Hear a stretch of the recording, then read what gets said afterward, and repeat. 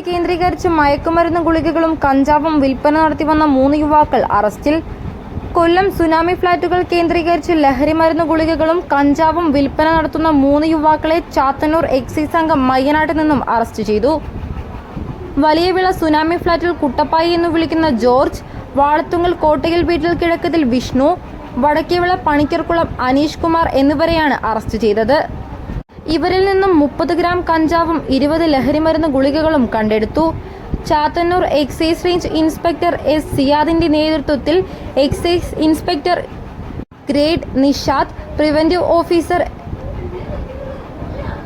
എവേഴ്സൺ Lazar, civil excise ഓഫീസർമാരായ രാജ്മോഹൻ, വിഷ്ണു, വനിതാ civil excise officer Divya, civil excise officer Nishad എന്നിവരടങ്ങുന്ന എക്സൈസ് സംഘമാണ് പ്രതികളെ അറസ്റ്റ് ചെയ്തത്. മയ്യനാട് വലിയവിള സുനാമി ഫ്ളാറ്റുകൾ കേന്ദ്രീകരിച്ച് ഇവർ ലഹരി ഉപയോഗവും വിൽപ്പനയും നടത്തിവരികയായിരുന്നുവെന്ന് എക്സൈസ് സംഘം പറഞ്ഞു.